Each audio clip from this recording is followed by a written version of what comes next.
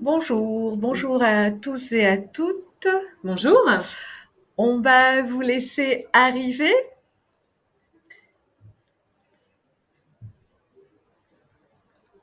Voilà, on va attendre un petit peu que tout le monde arrive. Ouais, Alors, un attendez. petit souci Hop, non, technique. non, je vais juste arrêter ça. Je pense que le partage d'écran fait que je ne vois plus mon écran, mais on va résoudre le problème tout de suite. On veut juste vérifier si effectivement les gens arrivent bien et si vous arrivez à vous connecter. Oui, ça y est. Voilà, ça arrive. Parfait, parfait. Je repartagerai mon écran après. Il y a Martine, il y a Manon qui arrivent. Ça y est, vous arrivez. On était inquiets puisqu'on ne voyait pas cet écran. Bonjour à tous. On vous laisse le temps d'arriver. Tu Bienvenue. vois aussi du coup. Donc j'ai repartagé mon écran Ouais. peut-être. Hop. Ça sera plus agréable pour vous. Voilà, j'arrive, je vais vous mettre le PowerPoint comme d'habitude pour bien vous accueillir. Voilà, pour être sûr que vous êtes au bon endroit, Béatrice. Samra, Simon. Alors peut-être des nouveaux aujourd'hui. Donc bienvenue au webinaire de rentrée d'Insist. Et on s'est dit que quoi de mieux à la rentrée que d'échanger sur un projet de création d'organismes de formation, par exemple. Donc voilà, aujourd'hui on vous accueille pour parler de la pertinence, de l'opportunité de créer un organisme de formation aujourd'hui. Et si l'idée, si vous êtes là, j'imagine que vous avez au moins l'idée, si ce n'est le projet. Et ben comment rendre tout ça effectif et viable. Alors, juste avant, est-ce que vous pouvez juste nous dire si c'est OK au niveau du son, de l'image? Est-ce que vous voyez bien le PowerPoint que nous projetons? Et puis, on vous dit ou on vous rappelle pour les personnes qui ont déjà participé à nos webinaires qu'il y a donc un chat dans lequel vous pouvez nous poser vos questions au fur et à mesure. Et puis, alors, on n'arrêtera peut-être pas à chaque fois qu'il y a une question, mais on essaiera de mutualiser les questions pour répondre au maximum de vos interrogations, sachant que, mais on vous le remettra à la fin. Voilà, vous pouvez aussi nous contacter sur le site internet, par téléphone, etc. Voilà, donc j'espère que vous nous entendez bien. On a décidé de se mettre côte à côte aujourd'hui avec Valérie. C'est plus simple pour des raisons techniques. Voilà, donc Covid s'est passé. On peut se rapprocher. En tout cas, j'ai l'impression que c'est OK pour vous tous. Merci pour vos messages dans le chat. Vous avez compris que vous aviez un chat. N'hésitez pas à l'utiliser. Pour ce que disait Valérie, c'est-à-dire nous poser des questions ou voilà, même discuter entre vous, pourquoi pas. Faire des petites remarques, des commentaires. En attendant, peut-être qu'un jour, il y aura des webinaires un peu plus interactifs chez Insist. On voit, on verra, on va s'améliorer. Donc, pour commencer, bon, le sommaire. Aujourd'hui, je vous disais, donc c'est un rendez-vous mensuel pour les nouveaux, tous les premiers jeudis du mois. Donc voilà, on est en septembre, on est le 5, on ne s'est pas trompé. À 17h, on se rejoint tous ensemble pour 1 heure pour traiter un sujet qui vous intéresse. Aujourd'hui, donc, c'est la création d'entreprise, enfin, d'organismes de formation. On va voir avec vous donc qui est le cabinet Insist, comment on fonctionne, pourquoi créer votre OF, et puis les étapes de création de votre organisme de formation avec de la création d'entreprise jusqu'à vendre des formations CPF, pourquoi pas. Et pour finir, on vous précisera nos formules d'accompagnement parce que chez Insist, on a toujours moyen de vous accompagner. Voilà. Alors, les intervenants. Bon, moi, j'ai déjà beaucoup parlé. Moi, je suis Souila, mais voilà, coordinatrice de formation chez Insist. Là, depuis maintenant 5 ans. Ouais, je souffle la bougie ce mois-ci. 5 ans chez Insist à vous aider dans tous vos projets, que ce soit obtention de votre NDA, bon, on le verra tout à l'heure, certification Calliope, EDOF, RS, voilà, et tant d'autres. Et puis, je travaille avec Valérie. Voilà, donc Valérie, moi donc, je travaille chez Insist depuis 4 ans en tant que consultante formatrice sur les mêmes sujets que celui-là, donc de l'obtention du numéro de déclaration d'activité jusqu'à l'accompagnement à la certification Calliope en initial renouvellement, enfin surveillance renouvellement, les dossiers d'enregistrement EDOF et puis tout ce qui touche aussi au CPF. Voilà. Et alors Valérie n'est pas Mohamed, hein, comme vous pouvez le lire sur son étiquette sans doute. On n'a pas su changer le nom. En fait, c'est l'animateur principal habituellement. Mohamed Harezi est le fondateur d'In6, donc peut-être que vous l'avez déjà croisé. Bon, voilà. Aujourd'hui, on anime toutes les deux, mais d'où le prénom. Voilà, on a utilisé son compte administrateur pour pouvoir animer la formation, le webinaire, pardon. Voilà, aujourd'hui. Donc, des petits détails techniques. Alors, cabinet Insist, c'est quoi? Cabinet Insist, c'est voilà, c'est un cabinet que Mohamed Harezi a fondé déjà en 2015, il y a un petit moment. On va bientôt faire les 10 ans. On est basé sur Lille. Pour l'anecdote, on est dans le Nord, mais ça n'a pas beaucoup d'impact sur notre relation, puisque finalement, on est 100% en distanciel.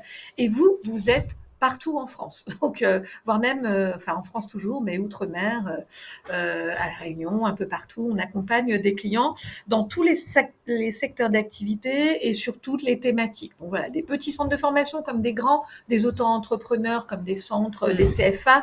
On a vraiment une typologie assez variée de clients. Donc c'est une vingtaine de collaborateurs, un petit peu partout aussi en France. Depuis 2015, c'est quasiment 2000 clients qui nous ont fait confiance sur toutes les thématiques qui vous intéressent. Et on a un chiffre aussi, vous verrez, dans Calliope, on a donné quelques indicateurs de réussite et de performance, donc 100% de réussite sur nos dossiers. À l'époque du Datadog, pour ceux qui ont connu, tous nos clients étaient référencés. À partir du moment où ils passaient par nous, et Calliope, voilà. Donc tout le monde l'obtient et le renouvelle, puisque vous allez voir que c'est un label à tiroir. Exactement. Alors, quelle synchronisation. Donc, tout à l'heure, Soulia vous a dit, donc effectivement, ça fait partie des habitudes d'In6 de présenter, de mettre en place un webinaire à chaque début de mois, donc premier jeudi du mois, sur des thématiques différentes qui effectivement vous intéressent. Alors, vous avez accès à deux choses en fait sur notre site internet. Vous avez accès donc au calendrier des webinaires à venir, donc sur les thématiques à venir ici, pour la fin de l'année, on va dire. Donc là, on est sur la création d'organismes de formation. Le mois prochain, on vous parlera du référent handicap. Pour ceux qui sont déjà plus ou moins ou qui ont un petit peu cherché des informations sur le secteur de la formation professionnelle, référent handicap et Calliope, ça vous parle un peu. En novembre, on abordera la question de la sous-traitance et de Calliope. Oui, petite vaste sujet.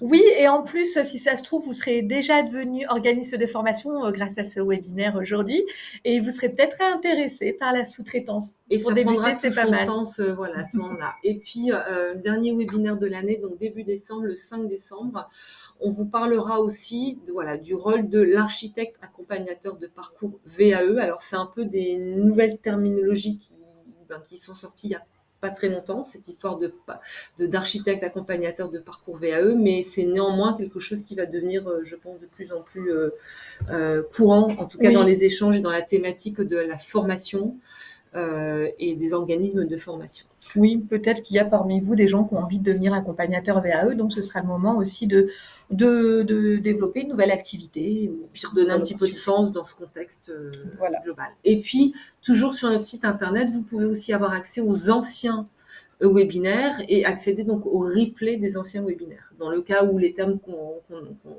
va aborder ici ne correspondraient pas forcément à ceux dont vous avez besoin tout de suite. En tout cas, il y a plein d'autres thèmes, donc n'hésitez pas à aller regarder un petit peu les différents sujets qu'on a pu traiter auparavant lors de nos webinaires. Oui, il suffit de vous inscrire sur les replays, vous recevrez un mail pour vous dire aujourd'hui à telle heure ou plutôt demain matin, bref. Et vous pouvez revoir toutes ces vidéos. Sujets, en fait, tous les sujets de toutes les compétences que vous retrouvez chez Insist. Oui, parce qu'en fait, si vous êtes là aujourd'hui, normalement, c'est pour... Il faut remettre... Pardon. Oui. Si vous êtes là aujourd'hui, on est bien d'accord que c'est parce que vous créez votre organisme, vous avez le projet de créer votre organisme de formation, mais vous êtes tous plus ou moins avancés dans le projet. Donc, il y a peut-être des thématiques qui vous intéressent. Donc, voilà. Alors, pour encore une fois reposer un peu le décor et donner un petit peu de sens à tout ça, à qui s'adresse ce webinaire ? Mais en fait, ça s'adresse vraiment particulièrement à toutes les personnes qui ont un projet, un souhait de créer et de développer sa propre activité d'organisme de formation, Et ça rejoint ce que tu disais, celui-là, quel que soit le domaine visé, puisque nous, on accompagne des organismes vraiment sur des sujets vraiment très, très, très, très divers et variés. À partir du moment où voilà, vous êtes détenteur, on va dire, d'une expertise et que vous souhaitez transmettre vos connaissances, vos compétences, vous souhaitez aussi potentiellement développer votre propre clientèle d'entreprise et ou de particuliers, puisqu'en fait, on va dire, deux typologies de clients, de stagiaires quand on est organisme de formation, ou alors, et ou, je vais dire aussi, vous souhaitez intervenir en tant que sous-traitant d'un autre centre de formation. Petite parenthèse, la loi française dit précisément qu'un organisme de formation ne peut sous-traiter une action de formation qu'à un autre organisme de formation. Dans le cas de la sous-traitance, vous devez aussi être organisme de formation. Et puis, effectivement, si vous avez dans l'âme une envie d'être entrepreneur, voilà, ce webinaire peut s'adresser aussi à vous dans ce projet de transmission de vos savoirs, de vos compétences. Alors, pourquoi créer votre organisme de formation? Alors, il y a plusieurs raisons.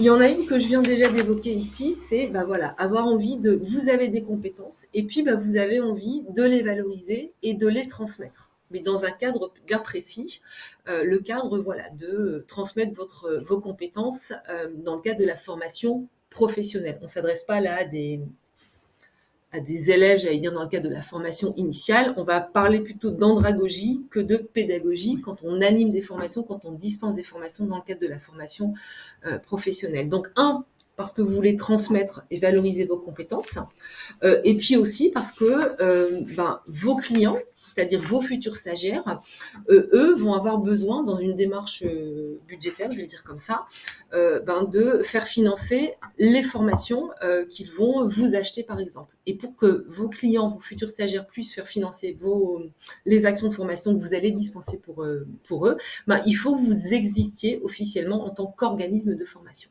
D'accord ?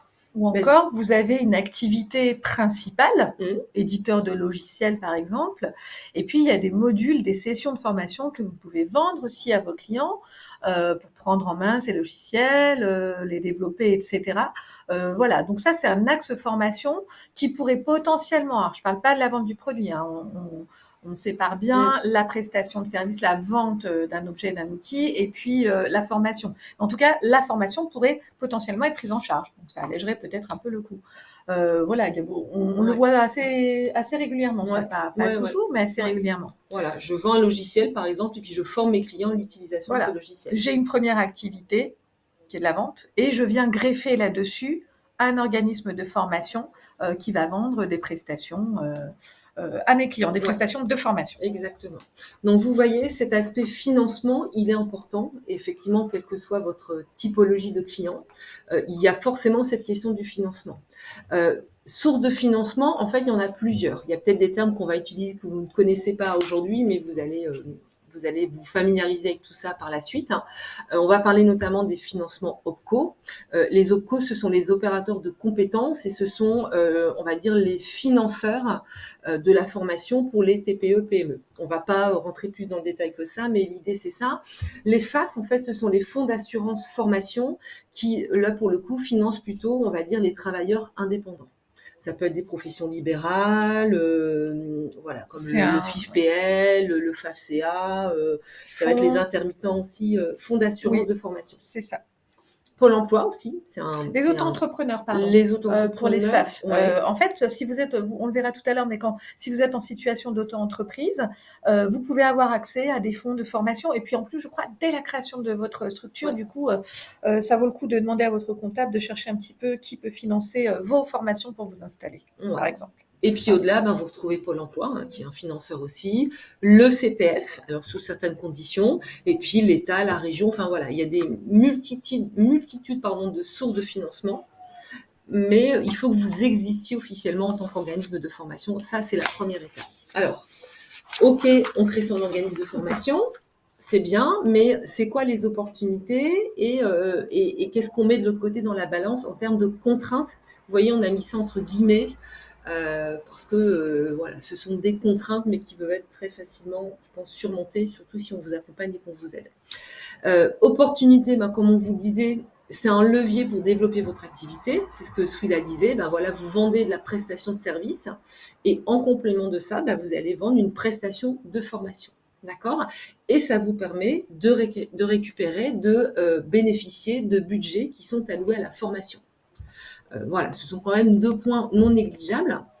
Et effectivement, en parallèle de ça, il ne faut pas non plus occulter que ça va vous emmener potentiellement à, voilà, à respecter effectivement des process administratifs donc, qui peuvent devenir un peu lourds sur des tâches un peu chronophages. Alors, il y a moyen d'alléger un peu ça, mais quoi qu'il en soit, voilà, il y a de l'administratif et il y a voilà, un peu des process, on va dire, énergivores à mettre un petit peu en parallèle de ça. Il va vous falloir aussi assimiler des nouveaux process que vous ne connaissez peut-être pas aujourd'hui, que vous n'utilisez pas, mais que vous allez devoir assimiler, comme on vous dit. Ça peut aussi vous amener à respecter une démarche qualité et potentiellement à dépenser un petit peu d'argent pour rentrer dans cette démarche qualité. On va parler de Calliope.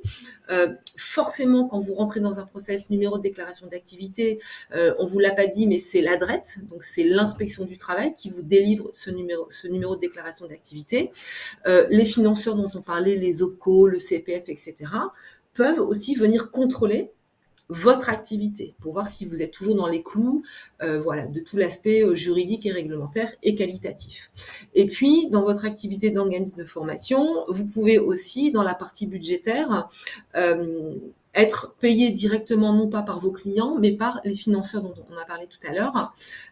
Il ne faut pas oublier le fait et penser au fait que quand on est payé par les financeurs, ça peut amener des délais de paiement un peu plus long que si vous étiez payé directement par vos clients. Voilà, donc toutes ces contraintes qui sont facilement contournables et surmontables, il faut quand même en avoir connaissance.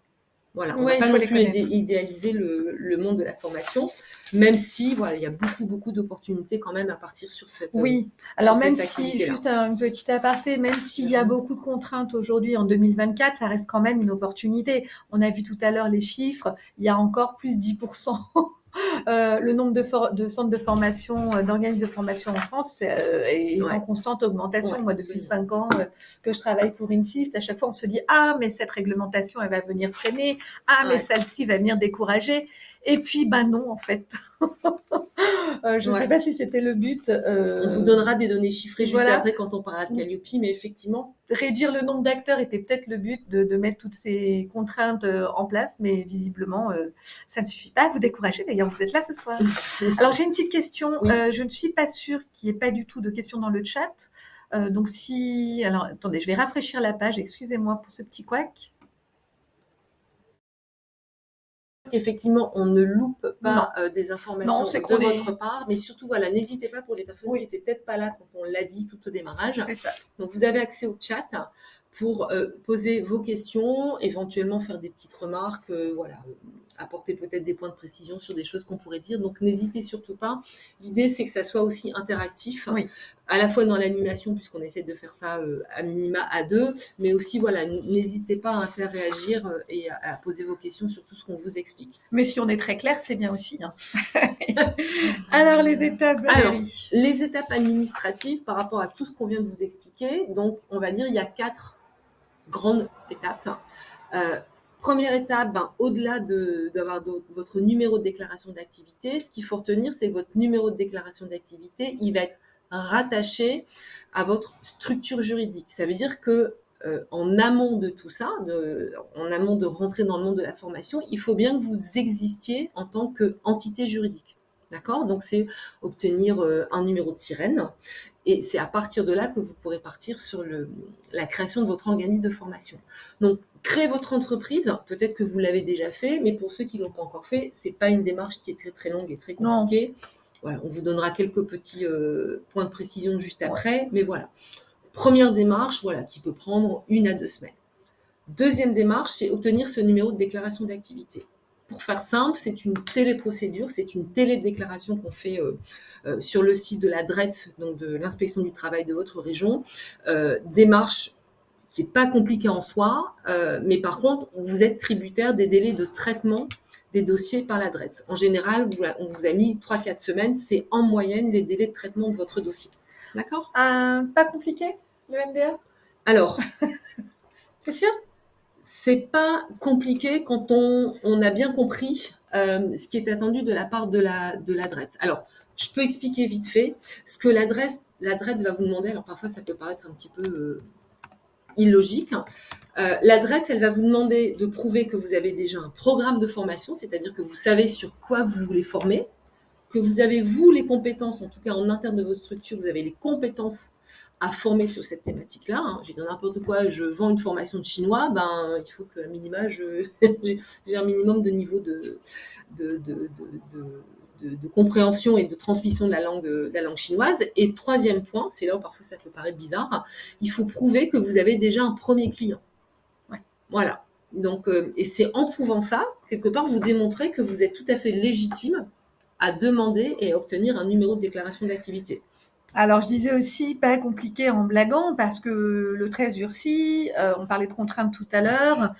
S'il était relativement aisé, il y a encore quelques mois ou années, d'obtenir un numéro de déclaration d'activité, c'est un petit peu plus ardu dans la mesure où tout est passé au crible. Hein. On vérifie vraiment vos compétences, qui est un sujet finalement à vendre. Donc, oui. Il peut y avoir retocage, puis retocage, puis retocage.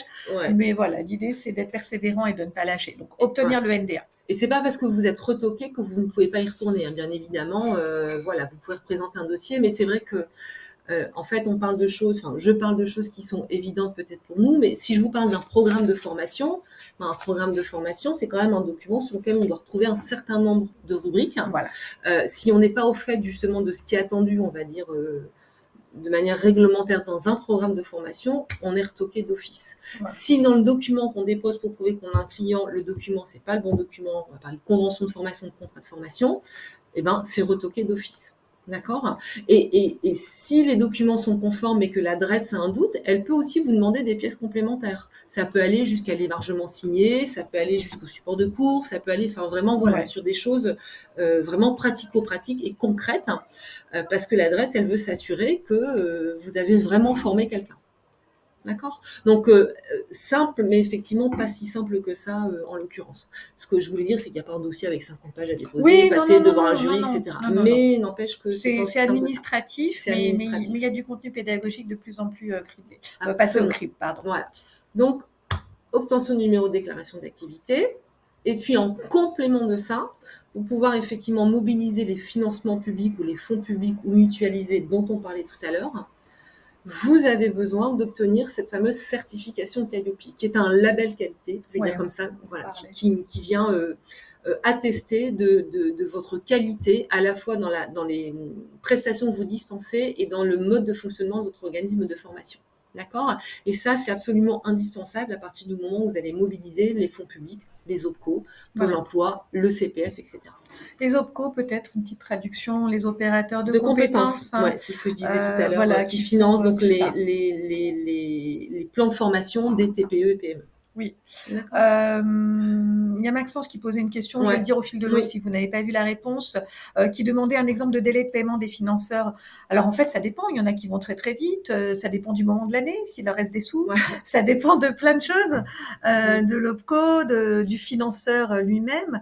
Ce dont il faut avoir conscience, c'est que si vous passez par exemple par de la subrogation, c'est-à-dire le client fait sa formation, l'apprenant suit sa formation et vous êtes payé à la fin, une fois qu'il a émargé, qu'on a envoyé tout ce qu'il fallait, les conventions, etc., à l'OPCO, ça peut durer. Ouais. Ça peut durer. Et du coup, attention à votre trésorerie. Il faut être solide pour accepter les subrogations. Nous, on n'aime pas trop les subrogations. On préfère que le client se fasse lui-même rembourser. Parce qu'il faut savoir que l'OPCO, c'est le code du client. D'accord ? Donc, voilà pour cette question, Maxence. Ça dépend. Mais ça peut aller jusqu'à 6 mois. Donc, si on ne travaille que là-dessus, effectivement, ça peut être compliqué. Et juste un petit point, en attendant qu'on arrive à lire la question de Martine, parce qu'il y a un petit encart de vent. Ouais. Petite précision, voilà, qui est peut-être du détail, mais donc, on vous dit les OPCO, donc financent les plans de formation des TPE, PME. Pour autant, même si vos clients sont des grands groupes, il y a parfois aussi des grands groupes qui exigent des organismes de formation avec lesquels ils vont travailler d'avoir ce label Calliope, parce que ça les rassure, parce qu'encore une fois, c'est un gage de qualité dans vos prestations et dans votre mode de fonctionnement. D'accord ? Alors, pour répondre à Martine, on va parler de Calliope tout à l'heure, Martine, mais Calliope n'est pas obligatoire en tant qu'organisme de formation. On n'est pas obligé d'avoir Calliope. Par contre, si on a des clients en direct, alors on est obligé d'avoir Calliope maintenant pour certains contrats, mais on en parlera tout à l'heure. Mais si on veut que nos clients se fassent rembourser par leur OPCO, s'ils payent sur fonds propres, il n'y a pas de sujet. Pas besoin d'être Calliope, il faut juste être déclaré à la directe. Ah oui, le truc magique, c'est qu'une fois que vous avez votre obtention de numéro de déclaration d'activité, vous êtes officiellement un organisme de formation. Il n'y a besoin de rien d'autre en réalité. Si vous avez des clients en direct qui ne vont pas prétendre à un financement par l'OPCO, ou simplement un salarié qui ne va pas faire payer sa formation par sa boîte, oui, vous pouvez traiter en direct et là, pas besoin de Calliope. Par contre, dès qu'il y a un financement qui entre en jeu, Calliope n'est là que pour attester de la qualité de l'organisation du centre et du coup de donner un go aux OPCO en disant ils ont Calliope, vous pouvez payer. C'est l'idée. On en reparle tout à l'heure. C'est pour ça que je vous parle un petit peu des grands groupes. Les grands groupes, en fait, financent leur plan de formation sur leurs propres deniers, entre guillemets. Donc, si vous êtes un organisme de formation et que vous ne travaillez qu'avec des grands groupes, quelque part, pareil, vous n'avez pas besoin de Calliope. Voilà, et vous avez raison, Martine, pas obligatoire Calliope, mais conseillé, mais on va le voir tout à l'heure. En tout cas, ça vous ouvre en tout cas le panel des clients auprès desquels vous pourriez vendre et prester vos actions de formation.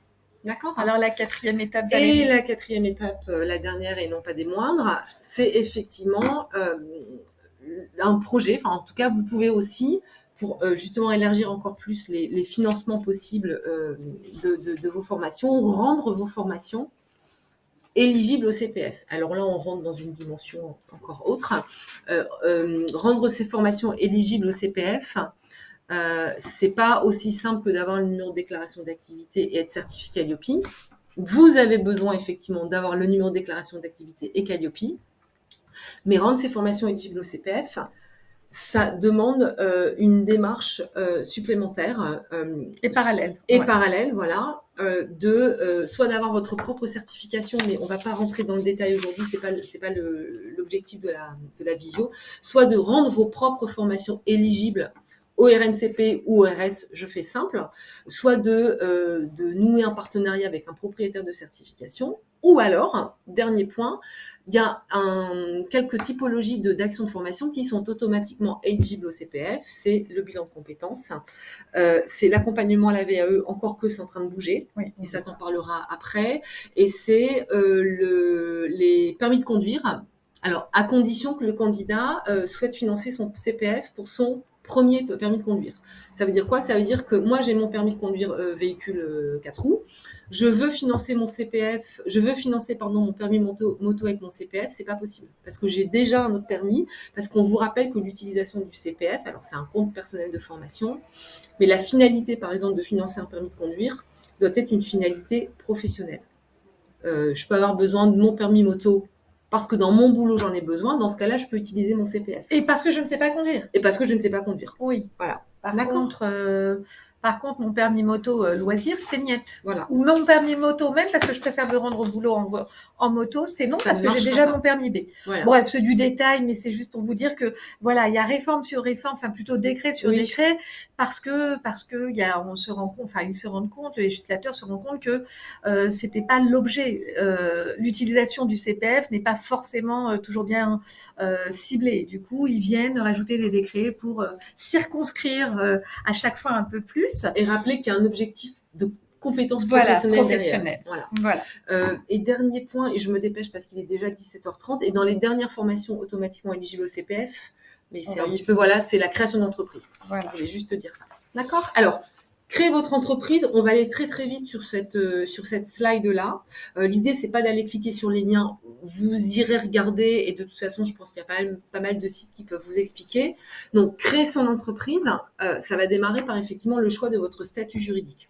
Donc, on va dire il y a deux grands courant, je vais dire comme ça, la micro-entreprise ou après tout ce qui est SASU, SAS, etc. La seule chose, c'est que si vous démarrez en micro-entreprise, sachez que il y a un plafond de chiffre d'affaires et que si vous dépassez ce plafond, tant mieux pour vous, mais si vous dépassez le plafond, ça veut dire que vous allez devoir changer de statut juridique Et si vous changez de statut juridique, je vous rappelle que dans le statut juridique, il y a un SIREN qui est lié à ce statut.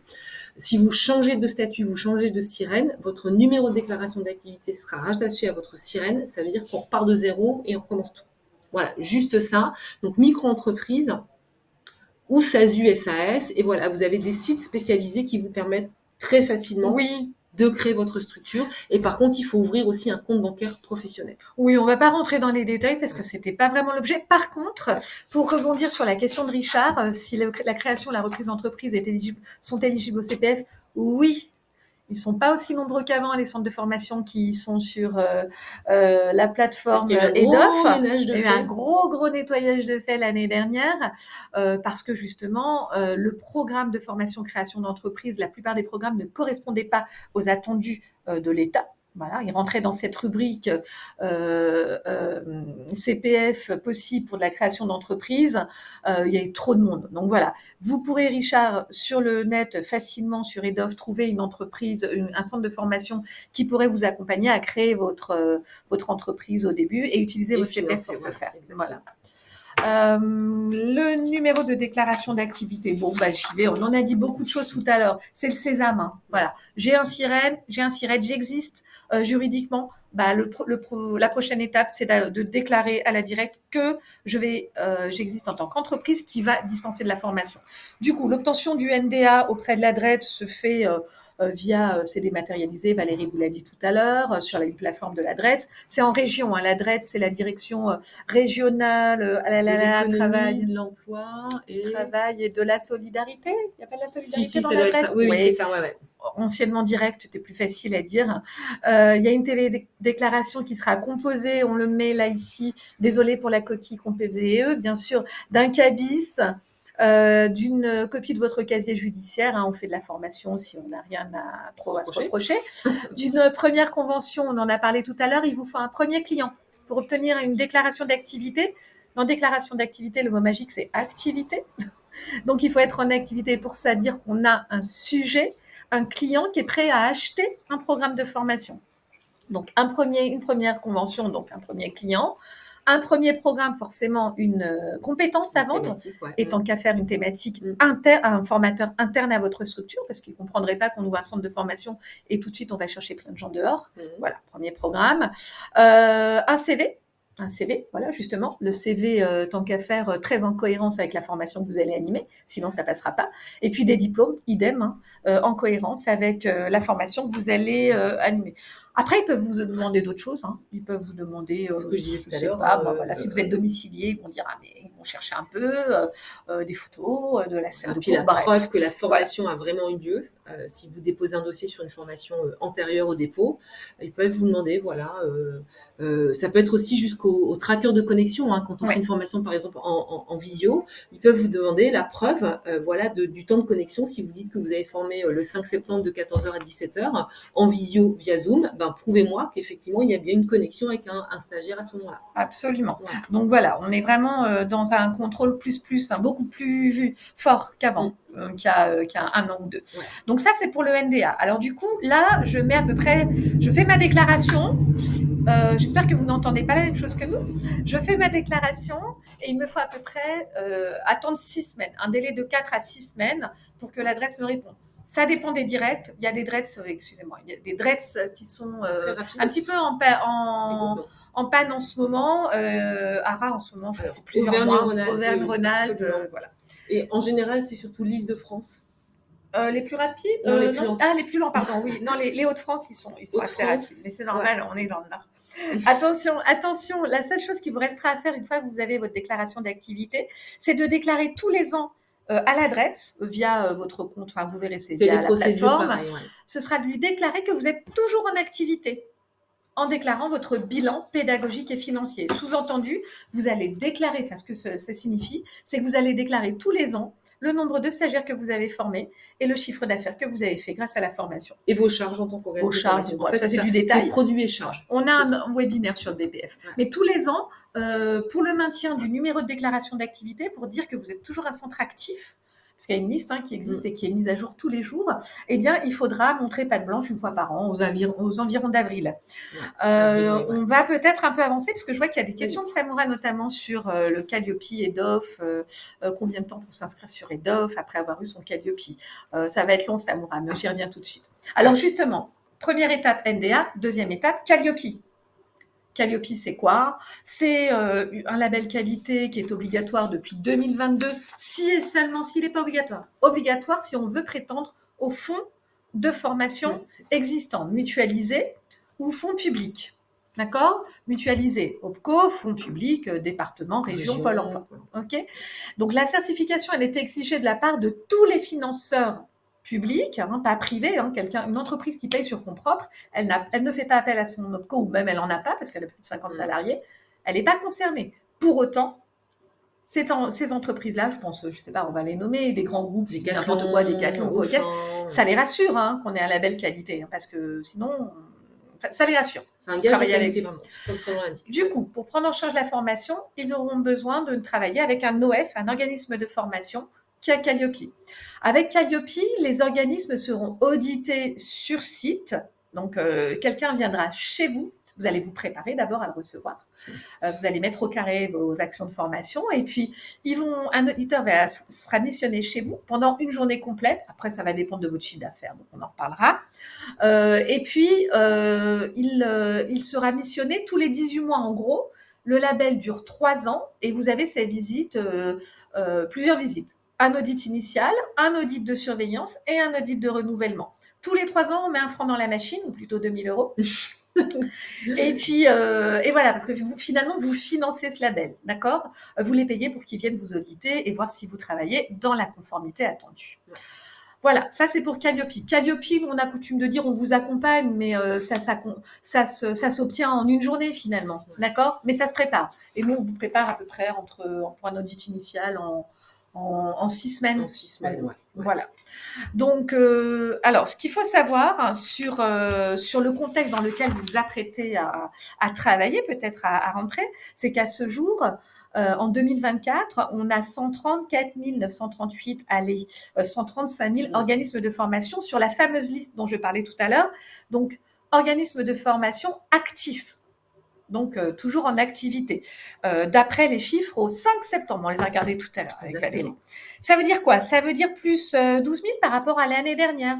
C'est étonnant. Nous, ça nous a étonnés. Ça veut dire qu'on a de plus en plus de centres de formation et ça ne cesse de grimper, soit 10% de plus quand même, c'est pas mal. Ça veut dire quoi aussi? Qu'il y a toujours, ça reste une opportunité. Les contraintes qu'on vous a décrites au début, ne vous freinez pas finalement, ne vous effrayez pas, vous êtes toujours là. 43 728 OF certifiés Calliope. On n'a pris que l'indicateur sur les actions de formation. On a parlé tout à l'heure de bilan de compétences, VAE, CFA. Là, on ne va pas rentrer dans le détail, mais on a pris simplement les organismes de formation, actions de formation. Donc, ça veut dire un tout petit peu moins, à moins d'1%. Donc, ce n'est pas très significatif, mais quand même.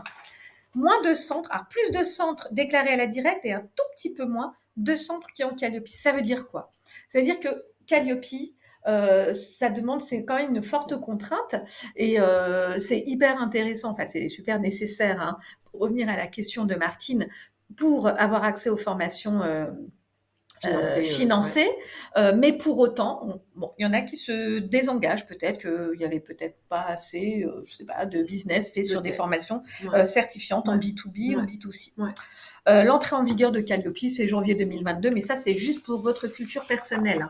Donc, vous arrivez dans un monde où Calliope, maintenant, tout le monde sait ce que ça veut dire à peu près. Alors, justement, la certification Calliope, je vous le disais, l'audit initial, 18 mois plus tard, plutôt entre 14 et 22, l'audit de surveillance qui vient vérifier que toutes les belles promesses que vous avez faites en audit initial, vous les tenez. Voilà. Et l'audit de renouvellement, mais c'est la même chose. On vient vérifier que vous êtes prêts pour 3 nouvelles années. En fait, ce qu'il faut retenir, c'est que quand on met le pied dans Calliope, en moyenne, tous les 18 mois, vous serez audité, réaudité, etc. On ouvre les placards, les tiroirs, on invite l'auditeur chez soi. Ça se passe en une journée. Ça peut être convivial, ça peut être un peu plus dur si on n'est pas prêt. Mais l'idée, c'est de montrer à travers 7 critères et 32 indicateurs En général, il n'y en a qu'une vingtaine qui vous concerne parce que vous n'êtes pas toujours CFA, sans formation d'apprenti. Ben, c'est de le convaincre que vous avez une belle qualité en interne. Vraiment, on va vite parce qu'on a tout plein de webinaires là-dessus. On en reparlera. Bonne question de Richard. Alors, Richard, Calliope est obtenu pour une formation? Non, c'est ça qui est génial, Richard. C'est votre organisme, en fait, qui est certifié. Il va prendre, comme pour la DREEDS, vous avez vu la DREEDS, pour vous donner un NDA, elle va prendre un échantillon sur un programme. Et bien, Calliope, l'auditeur va venir, alors ça dépend de votre activité. Si vous avez déjà mené 50 programmes, il pourra piocher 1, 2, 3 programmes à l'intérieur. Ou alors, si vous n'avez qu'une action de formation, c'est celle qui vous a aidé à votre centre. Moi, c'est ce que je vous conseille de faire. Si vous êtes nouvel entrant, il n'y aura qu'une action à auditer. Et du coup, ça sert juste d'échantillon, Richard. Une action de formation, il va dire, il y avait bien un programme, il y avait bien ceci, il y avait bien cela. Le client, l'acheteur était bien informé. On a bien pris en compte son besoin, on l'a bien évalué. Il a bien appris quelque chose en sortant. Bref, il va prendre juste un programme de formation pour échantillon.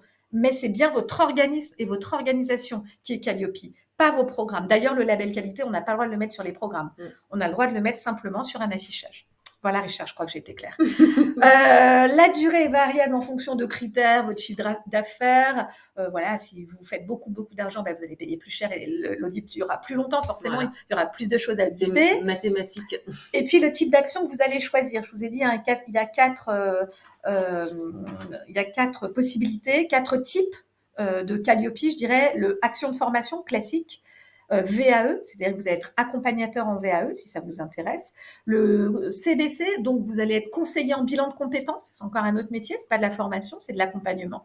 Et puis sinon, vous êtes centre de formation d'apprentis. Alors là, vous avez droit aux 32 indicateurs, mais on en reparle. En fait, Calliope, ça couvre, pourquoi on parle de bilan de compétences, etc. Parce que Calliope, ça couvre toutes les actions qui participent au développement des compétences. C'est ça. Donc le bilan de compétences, la VAE, etc., ça en fait partie. Même si c'est pas de la formation. Et du coup, ça va dépendre aussi, je le dis très très vite, parce que c'était écrit, du nombre de sites que vous avez. Vous pouvez très bien avoir un site, un siège à Paris, et puis un autre centre de formation rattaché à Paris, mais qui se trouve à Orléans, et puis je change de région, et un autre qui se trouve à Toulouse. Bon, et ben voilà, en fonction de plusieurs critères, ces sites seront audités aussi ou pas. Attention, je ne parle pas des salles de location que vous allez louer parce que vous avez un client à Marseille. Ça, ce ne sera pas audité. Vous avez toujours votre siège à Paris. Mais je parle bien des sites administratifs organisés. Il y a notamment un formateur de manière permanente. Impersonnel. Voilà, impersonnel. Voilà. Pas forcément un formateur. Mais en tout cas, une structure... Mais voilà, on vous donnera tous les détails si vous venez avec nous et si vous cherchez un peu. Le CPF, Valérie ? Allez, on enchaîne. Le CPF pour les particuliers, on dirait le CPF pour les nuls. Donc, éligibilité, référencement de vos formations de CPF. Donc, c'est là où il faut faire un petit peu une mécanique dans la tête pour répondre à Richard. Donc, Richard, Calliope, c'est votre organisme de formation. Quand on parle du CPF, là, ça renvoie bien à un programme de formation, à une formation particulière. Ouais. C'est une formation qui est éligible ou pas au CPF. Il y a donc un certain nombre de règles pour que votre formation soit éligible au CPF. Donc, on en a déjà parlé un petit peu. Il faut effectivement que vous soyez organisme de formation officiellement reconnu par la DREEDS, donc avec un NDA, et il faut que vous ayez la certification Calliope, puisque CPF égale financement public. D'accord ? Et puis, il faut que vous mettiez en place, délivriez des formations qui vont être sanctionnées par une certification. En fait, quand on rentre dans le cercle du CPF, c'est, on va dire, la cerise sur le gâteau. En fait, c'est pas tant votre programme de formation qui est certifiant, c'est l'examen final, on va dire comme ça, que vous allez faire passer à vos apprentis. Examen final, à la suite duquel vous allez remettre à vos apprentis un diplôme, un titre, qui sera reconnu officiellement par les grandes instances de la formation professionnelle en France, et surtout l'instance principale qui s'appelle France Compétences. D'accord ? Donc, c'est ce qu'on vous dit, vos actions de formation doivent automatiquement préparer donc soit une certification enregistrée au RNCP, donc qui est le répertoire national des certifications professionnelles. Pour faire simple, c'est le répertoire dans lequel vous avez trouvé plutôt les formations qui préparent un métier, CAP, BEP, BAC, BTS, etc. Ou au répertoire spécifique. Le répertoire spécifique, on va être sur des formations qui sont complémentaires, des compétences qui sont complémentaires ou transverses à un métier. Voilà, donc ça, c'est l'élément important par rapport au CPF. Et ce qui est écrit en dessous sur la suite du PowerPoint, je vais y arriver, c'est que en parallèle de ça, vous avez aussi des types d'actions qui sont automatiquement éligibles au CPF. C'est ce qu'on vous disait tout à l'heure. Vous délivrez, vous faites de l'accompagnement bilan de compétences, c'est automatiquement éligible au CPF. Vous faites de l'accompagnement à la VAE. Alors, c'était pareil. Oui, c'est jusqu'à il y a on peu va de dire temps. que c'est éligible au CPF, sauf les filières. Il y a une nouvelle instance, il y a un nouvel outil qui s'appelle France VAE qui a été créé, sur lequel tout doucement, au fur et à mesure, viennent s'ajouter des certificateurs, des propriétaires de certification qui s'y inscrivent. Du coup, les formations, les VAE, les certifications qu'ils proposent sur France VAE ne sont plus éligibles au CPF. Parce qu'elles sont financées, voilà. Alors c'est un peu flou. Oui, c'est un peu. C'est normalement, voilà, du si ça vous intéresse, vous voilà, allez comprendre et vous allez chercher. On fera un webinaire sur ce sujet-là en décembre. Mais l'idée, c'est que voilà, uniquement les filières absentes de la plateforme France VAE, c'est ce que ça signifie. Restent éligibles effectivement. Voilà. Au CPF. Les actions de formation et d'accompagnement à la création et reprise d'entreprise, c'est ce qu'on disait tout à l'heure, en respectant bien les critères d'éligibilité, ou effectivement, comme on l'a dit aussi, les actions pour le permis de conduire, pour tous les premiers permis, c'est ce qu'on disait. Hein. J'ai déjà le permis voiture, je ne peux pas financer le permis moto avec mon CPF. Je vais refaire, si tu veux bien, une toute petite pause en disant, on résume un petit peu, là, à ce moment, ça fait beaucoup d'informations. Quand on ouvre un centre de formation, on a deux typologies de clients, tout le temps, du B2B ou du B2C. Le B2B, c'est les entreprises, donc c'est tout ce qui est financement OPCO ou plan de développement des compétences de l'entreprise elle-même, on en a parlé. Et puis le B2C, le client particulier, lui, c'est du CPF. Donc c'est pas parce qu'on a un NDA et Calliope qu'on est éligible au CPF. C'est pas ça la règle. Non. La règle, c'est on a un NDA, ensuite on a Calliope obligatoirement, si on veut toucher au CPF, on a Calliope, et ensuite on cherche un partenariat ou pendant avec un propriétaire, un certificateur, un propriétaire de certification.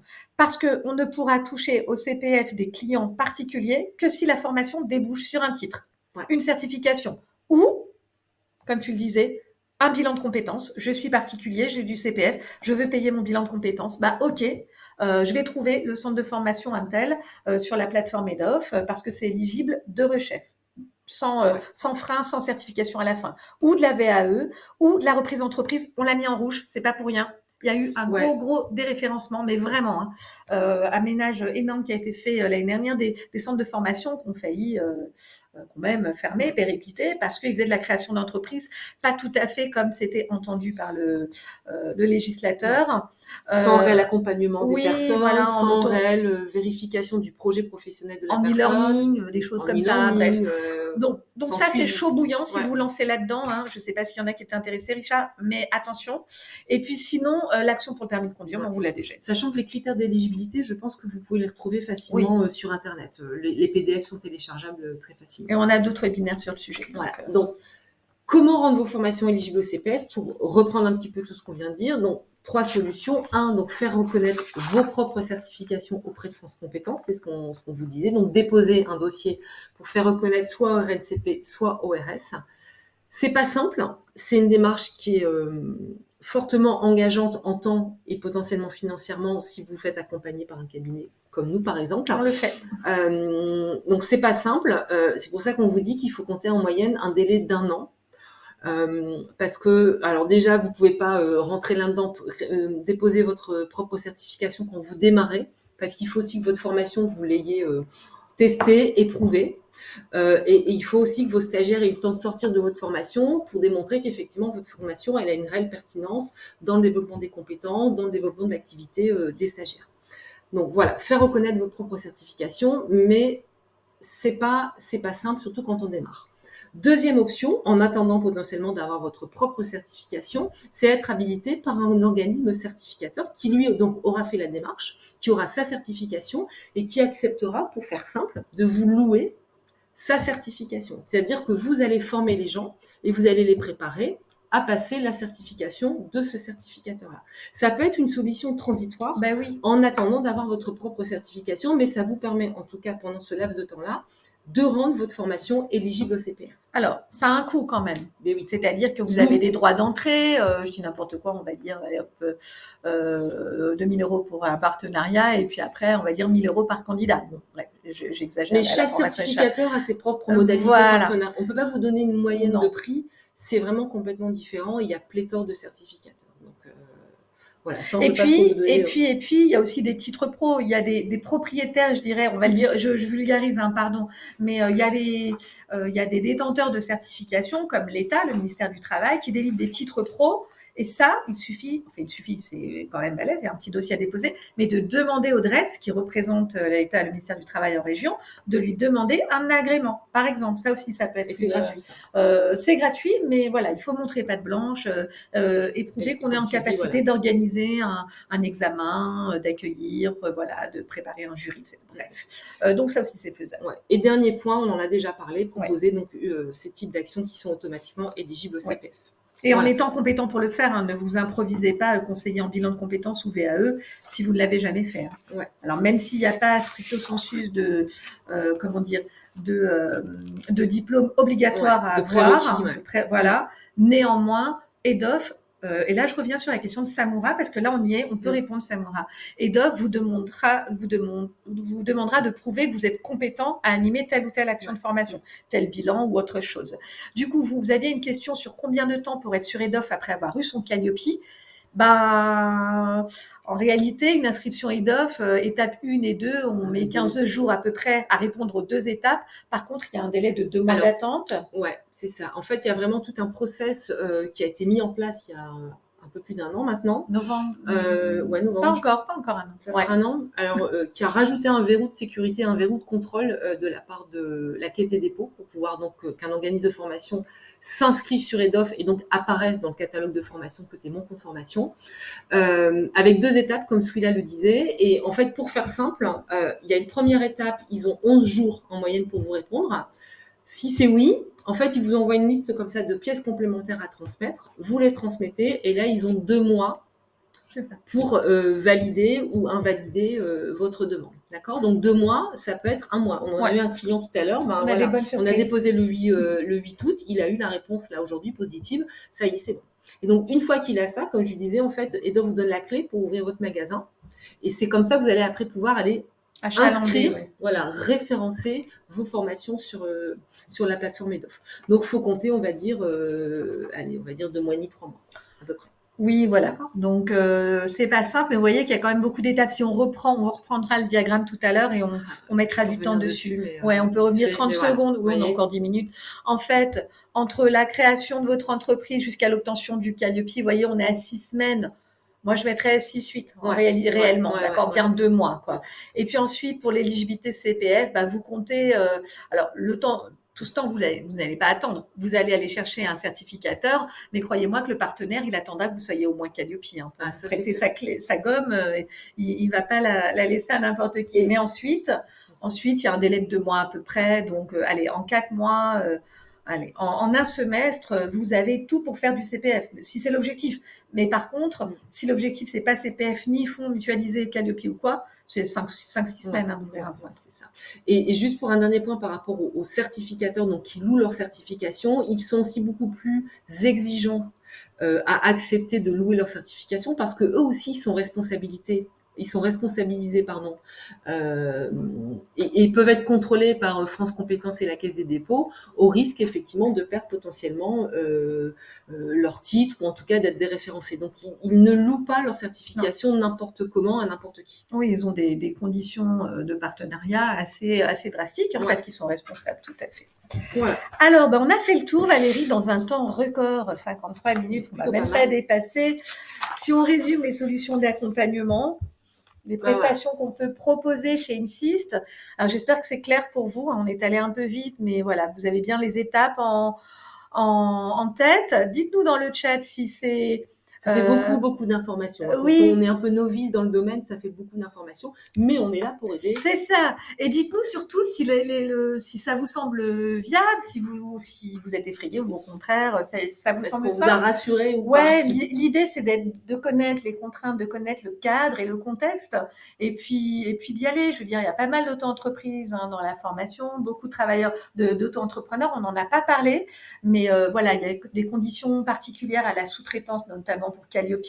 Tout à l'heure, on a parlé, je reviens un petit peu en arrière, excusez-moi, mais des entreprises individuelles, des auto-entreprises. Sachez par exemple que quand on est en auto-entreprise et qu'on travaille en sous-traitance, on est exonéré, on n'a pas besoin d'avoir Calliope sur des formations certifiantes. Alors que quand on n'est pas auto-entreprise et qu'on travaille sur une formation certifiante, je sais pas moi, un morceau du CAP pâtissier, un bloc de compétences, eh ben on doit avoir le Calliope. Donc vous voyez, tout ça, ça va être des informations qu'il va falloir chercher à droite, à gauche pour faire le bon choix de structure. Ou qu'on peut vous apporter Oui, dans le cadre d'accompagnement, que ça soit de la prestation ou de l'accompagnement formation. Voilà. Donc, par rapport à tout ce qu'on vous a expliqué, bien évidemment, INSIS peut vous aider, vous accompagner dans ces démarches-là. Donc, si on reprend le fil du départ, on peut donc réaliser la demande de numéro de déclaration d'activité pour vous. Alors, pour vous et avec vous, puisqu'on a besoin d'un certain nombre d'informations de votre part, mais en tout cas, c'est quelque chose qu'on peut réaliser pour vous. Et qui vous fait gagner du temps, parce que nous, on connaît les pièges à éviter. Encore une fois, vous pouvez y aller seul. Tout ce qu'on va vous dire, en gros, vous pouvez y aller seul. Ouais. Mais l'obtention du NDA, ça peut être très chronophage. On essaie de l'obtenir dans des temps réduits. Avec les documents conformes. Voilà. Et puis, on sait où ils nous attendent. Voilà. Par exemple, l'obtention du NDA.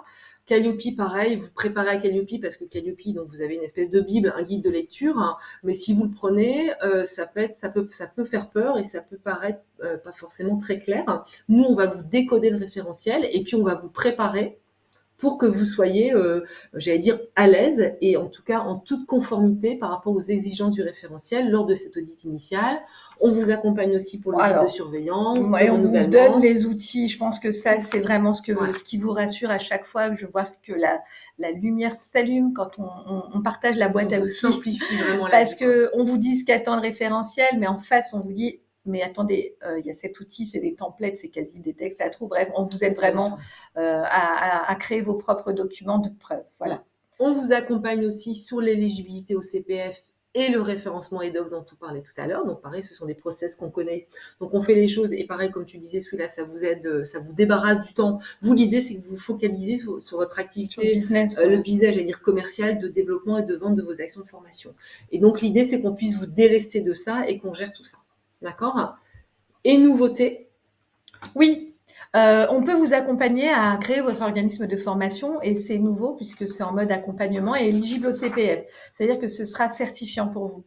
Donc à la fin, vous aurez une certification qui dit que vous êtes apte à créer et gérer votre organisme de formation. Et que donc vous pouvez financer en plus avec votre CPF. Voilà, ça c'est ce qui est pas anodin. C'est vraiment tout neuf. Ouais.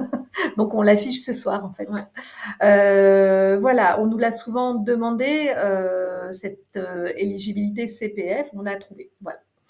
Le moyen de vous accompagner à la création de votre organisme de formation, tout en utilisant votre CPF. Donc, pour ça, allez sur notre site. On a toujours pour finir, ici. Les tarifs pour chaque étape, nous demande Richard. On peut partager. Alors, est-ce que je peux aller directement sur le site peut-être d'INSIS? Oui, je pense. Ce que je vais faire, c'est que je vais revenir peut-être sur la page avec les webinaires. Oui, bien vu. Voilà. On va retourner sur le site pour vous partager les tarifs. Alors, vous avez donc tous les tarifs des prestations. À droite toutes. On a Hélène aussi. Oui, on a vous pouvez nous contacter par téléphone ou même par mail. Et voilà. Et on a Hélène donc, qui fait toute la partie commerciale qui va vous expliquer ça en long, en large et en travers et qui prendra vraiment le temps de vous expliquer. Voilà. Donc, on a plusieurs tarifs parce qu'on a potentiellement des forfaits si vous prenez plusieurs prestations. Voilà, numéro de déclaration d'activité 990 € hors taxe. On va pas tous les balayer ensemble. Non, mais Quelle formation. On peut passer l'audit Calliope aussi pour vous, donc forcément on est sur des tarifs. Voilà, donc vous regarderez, tous les tarifs sont indiqués sur notre site. Après, ce qui est intéressant, c'est qu'on a des forfaits. Par exemple, NDA plus Calliope, ça passe à 2000. On l'a pas là, si. Alors, je vais regarder. Voilà, par exemple, NDA Calliope Formation. 2790 € hors taxe. Donc, on vous forme, on vous donne les outils et on vous obtient d'abord, avant tout, le NDA. Ça, c'est une formule qui plaît beaucoup. On a beaucoup de clients qui se positionnent là-dessus. Après, si vous êtes très, très, très pressé, on peut passer le Calliope à votre place. Donc, ça, forcément, ça demande d'autres ressources humaines à mobiliser. Donc, c'est un peu plus cher. On peut vous aider aussi à la création d'entreprise jusqu'au NDA. Vous voyez, quel statut, quelle formule choisir, absolument. Là, on peut vous aider également. Voilà. En tout cas, n'hésitez pas. Là, on arrive à 58. Vous pouvez nous contacter sur le site. D'ailleurs, Valérie va appuyer en toute fin de séance, va vous envoyer un lien sur lequel vous pourrez cliquer. Voilà pour les tarifs. Richard, j'espère que ça a été clair. Sur notre site, n'hésitez pas. Ou à notre service commercial. Alors, le petit pop-up, c'est ça? Ouais, c'est ça, c'est le pop-up à la fin. Alors, où est-ce qu'il est ce pop-up? Il n'est pas sur le PowerPoint. Mais c'est pas grave, on va le faire sur le... Je le fais. Voilà, je fais tout de suite. Comme ça, vous... Alors, je ne sais pas si vous avez d'autres questions. Nous, on a terminé notre petite démonstration d'1 heure. J'espère vous avoir convaincu. Je vous remercie. Je pense que c'est fait, ouais. Je vous remercie en tout cas de votre participation et de votre assiduité, puisque vous êtes tous restés. Bravo pour ça. N'hésitez surtout pas à aller sur notre site et à nous contacter par téléphone ou par mail. On se fera un plaisir de répondre à vos questions. Alors, prochaine date, début octobre, premier jeudi d'octobre. Merci à vous pour votre belle écoute. On se retrouve en octobre pour le prochain webinaire qui sera sur la thématique du référent handicap. Voilà, référent handicap animé par... N'hésitez pas à retourner voir le programme des replays sur le site. Et vous pourrez aussi accéder au replay de ce webinaire si vous le souhaitez. Voilà. Bonne fin de journée à tous. À bientôt. Au revoir. Merci, au revoir.